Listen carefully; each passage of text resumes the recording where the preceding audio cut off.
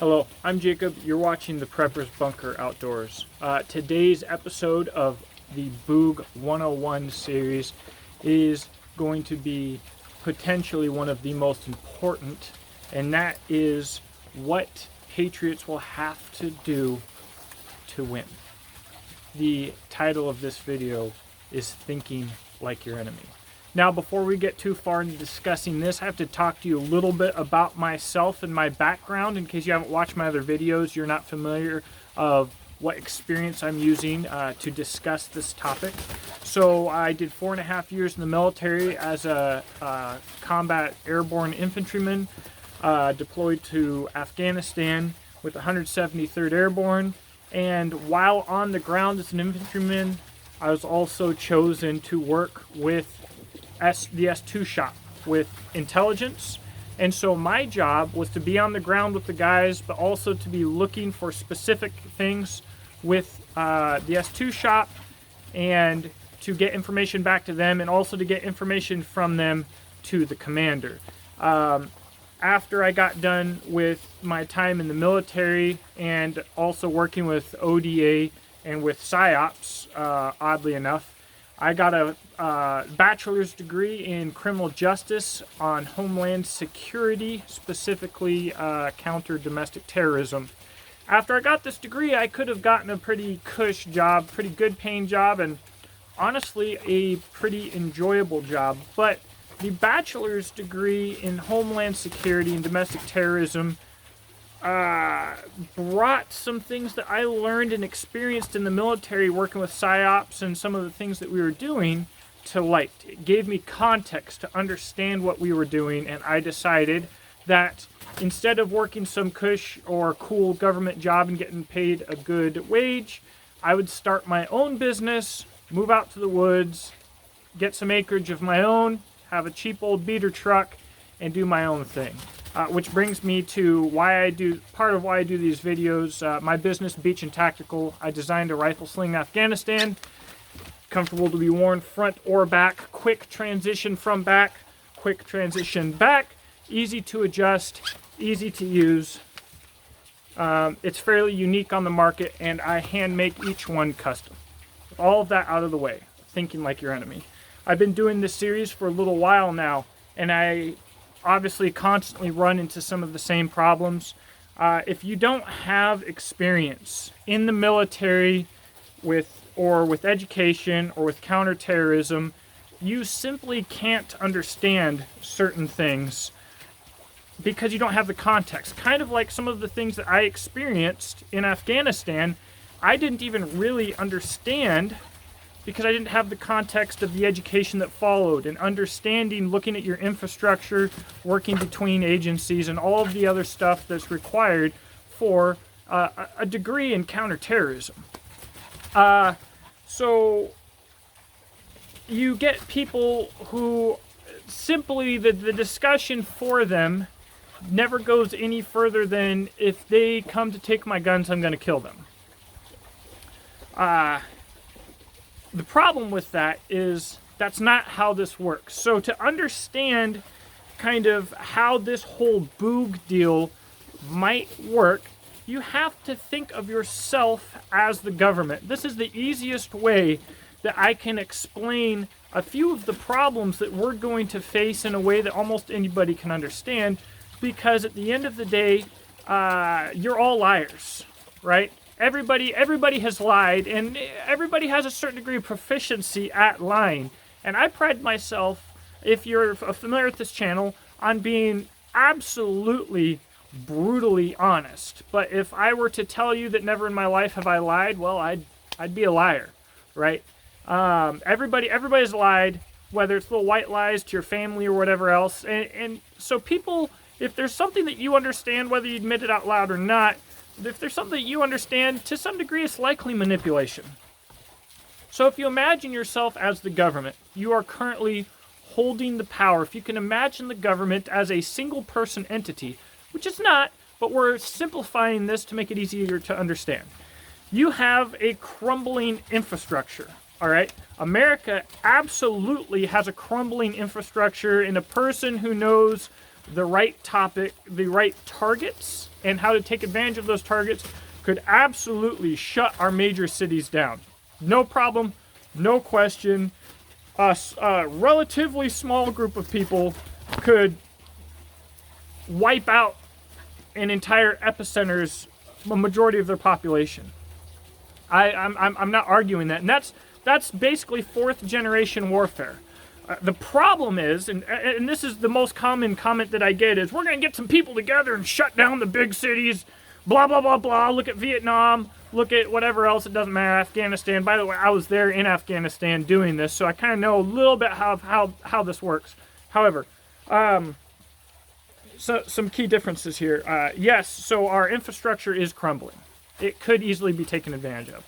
However, if there is to be a Boog in the United States, you will not see fourth generation warfare, and all of the analysts and crap that you're watching who maybe used to be like a freaking FO in the Army and now has a couple of special guests come on, if they're talking about fourth generation, they don't understand how this is going to work, because it is impossible for a revolutionary or civil war in America to be fourth generation warfare. It will be fifth generation warfare, and here's what I mean. Again, infrastructure is crumbling. Yes, we could easily cut off a city and kill the mass majority of the individuals in that city with a relatively small group of people, and that is what the government wants you to focus on. In fact, if no patriots band together to make this often repeated fantasy a reality, I am sure that the government will set up a red flag event and do it themselves. Real deaths, real food shortages, real problems. Here's why. Another common theme. American soldiers would never come home and fire on their own families. Have a little bit of mental depth, just a little bit. If people are going to fight on U.S. soil against domestic terrorists, in their mind, they will be protecting their families.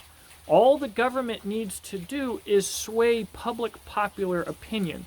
So regardless of nation of origin, if someone is shutting down these cities in these complexes and killing off vast majorities of civilians, you could not possibly do something bigger to aid the U.S. government, because you just gave them all the propaganda that they will ever need to totally lock this country down and shut you out. And guess what?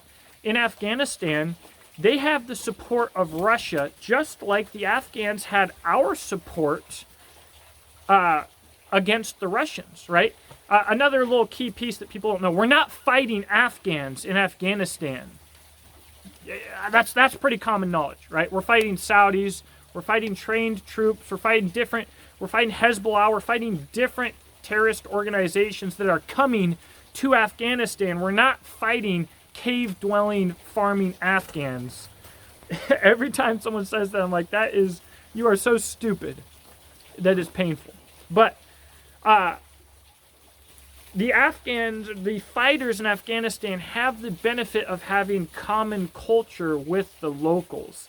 And what the U.S. is trying to do with the hearts and minds, it gets a lot more subversive than this, but this is the basic. The hearts and minds, we want to win the Afghan people over so that they will no longer house and protect the terrorists, so that we can kill them.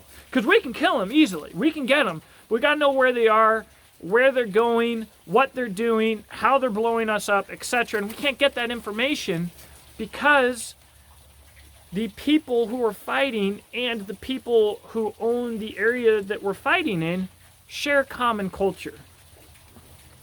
Religion, dress, skin color, facial construction, etc., etc., etc. These are all things that matter to people. They do, especially in a country dominated by a single culture. So that's what we lack in America. We are absolutely divided. There could not even be a resistance that was not divided.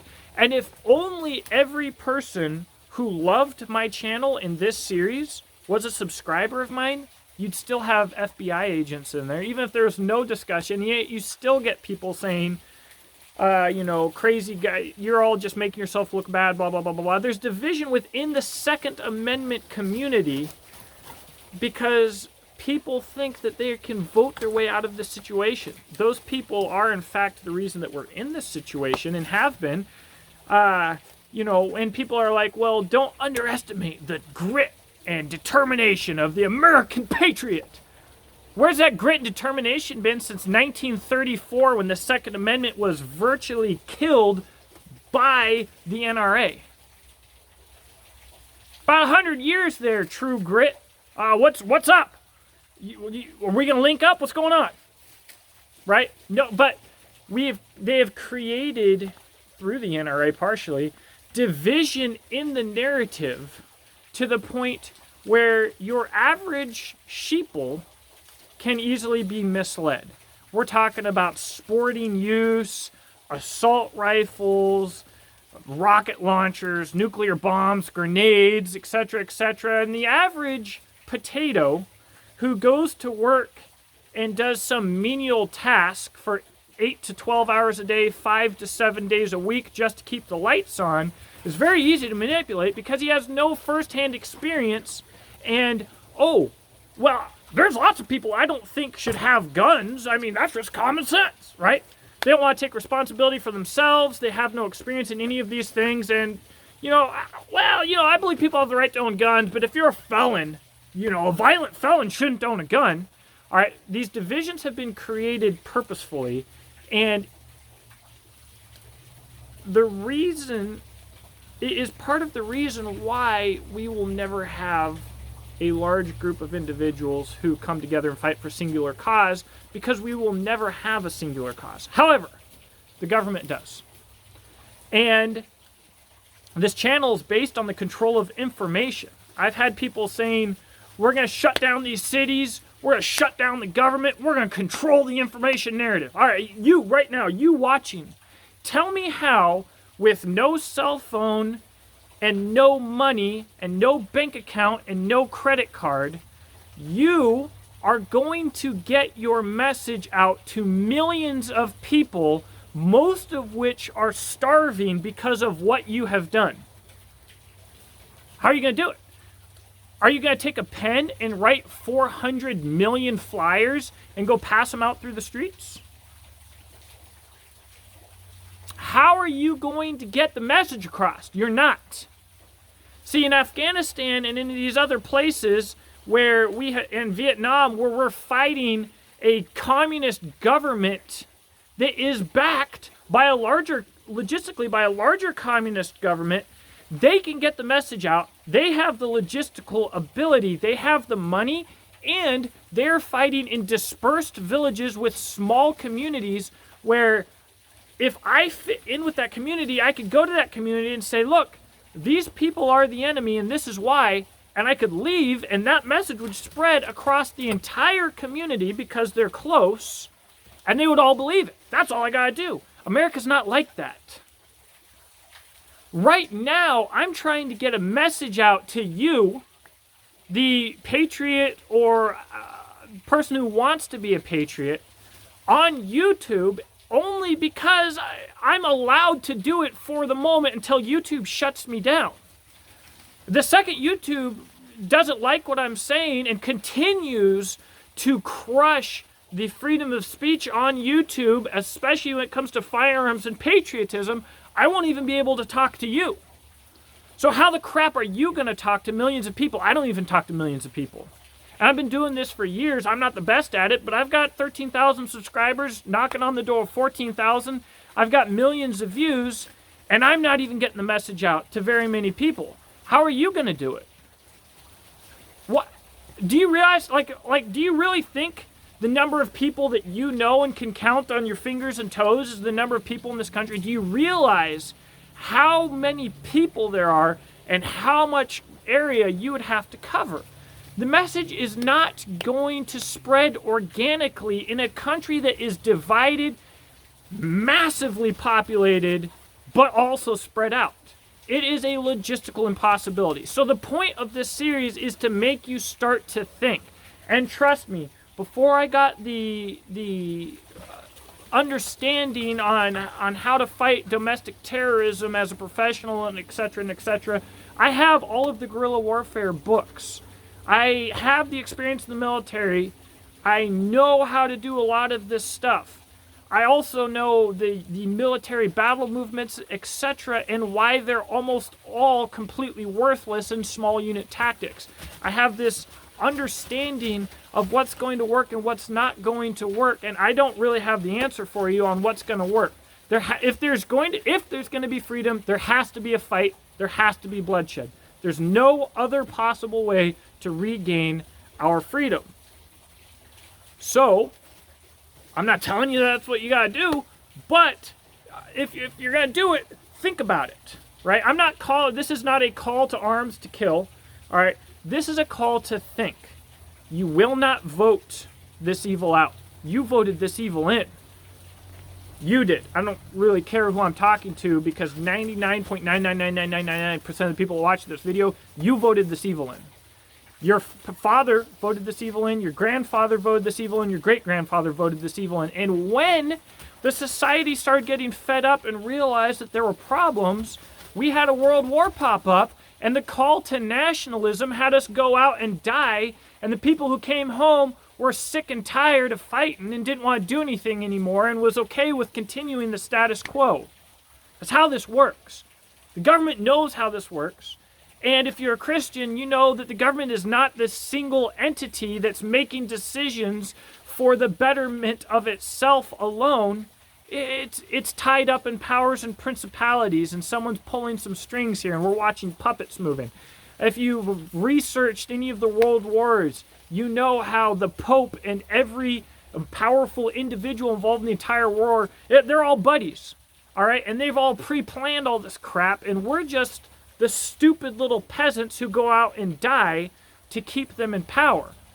So, all I'm saying, the point of this video, think like the enemy. You know how to manipulate and lie. You do. I don't care who's watching. You know how to manipulate and lie.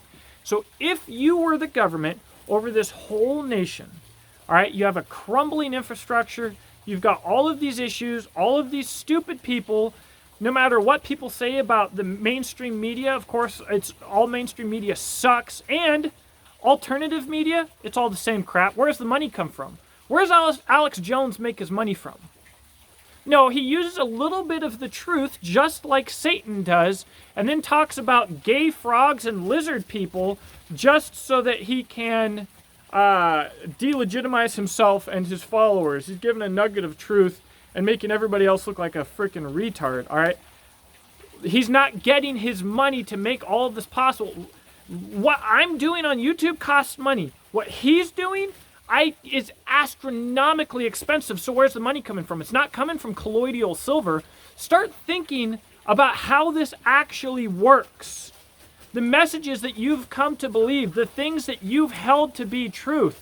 People are like, Ronald Reagan in America. Well, Ronald Reagan was talking about how people don't need to have assault rifles and started the anti-gun movement and legislation himself in California. I can't give you the answer. I'm not a conspiracy theorist. I'm not going to tell you how things happened or what to do about it. What I'm going to tell you is that you're being lied to, and you need to start thinking for yourself. And you might not ever have the ability to obtain the personal experience needed to get the context to organize your thoughts. But if you realize you're being lied to, and you start asking yourself why, even about the things that you've always believed, you'll be a whole lot better off than you are now. Let me know what you think in the comment section below. I always look forward to talking to you. I comment to almost every commenter, even if it's just to tell you that you have the mental depth of a kiddie pool and you're a freaking potato. So, that's what I do. Thanks for watching. Have a blessed day.